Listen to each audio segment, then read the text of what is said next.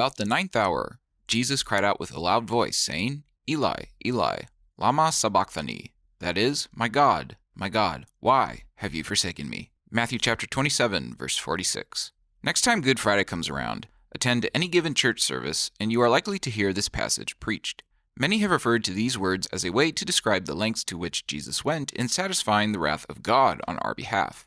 In doing so, however, many have made allusions to Jesus being, quote, separated from the Father, or the Father turning away from Christ. While this might not be the intent of the preacher, such language comes very close to asserting a break or divide within the Trinity. Many skeptics have latched on to these assertions as an attack on the deity of Christ. Others have used it to assert that the Gospels are contradictory.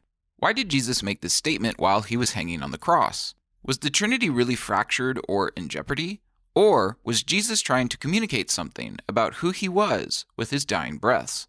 What some may not be aware of is that these words that Jesus spoke are actually a quote from the Old Testament. Psalm 22, verse 1.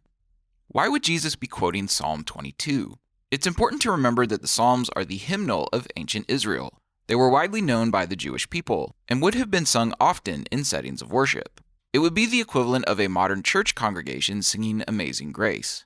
Psalm 22 is a messianic psalm. Reading through it, you will find many allusions to the Messiah's atoning life and work. For dogs have surrounded me, a band of evildoers has encompassed me. They pierced my hands and my feet. Nearly 1,000 years before crucifixion had been invented, David wrote of the Messiah's hands and feet as being pierced. Likewise, in verse 18 we read, quote, They divide my garments among them, and for my clothing they cast lots. Matthew, Mark, Luke, and John all cite this verse as fulfilled prophecy when the soldiers casted lots for Jesus' garments. The takeaway from all this is that Psalm 22 is about Jesus. In speaking the first verse of Psalm 22, Jesus would have conjured up the rest of the psalm in the minds of all the Jewish people who heard him.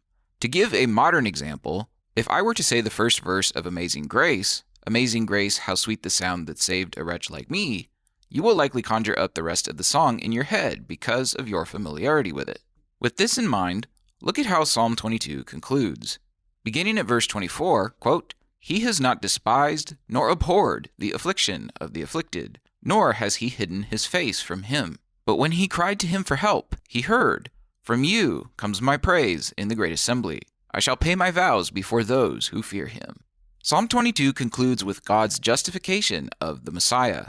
It ends with the justification of the suffering servant. He's justified by God. So why does Jesus say it? He's not saying that God has abandoned him.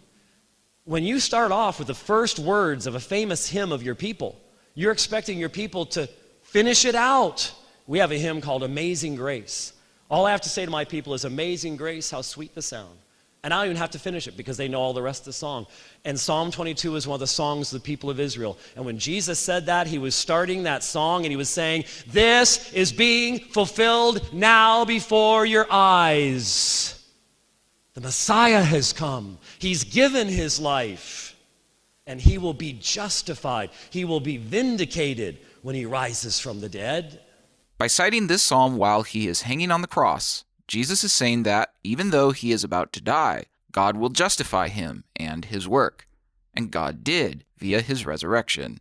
Far from demonstrating a rift or divide in the Trinity, Jesus is asserting his divinity and making a statement of victory in what appears to be his moment of greatest failure. Jesus is communicating to all who would understand who he really was and the work that he was in the process of satisfying while the people were watching him.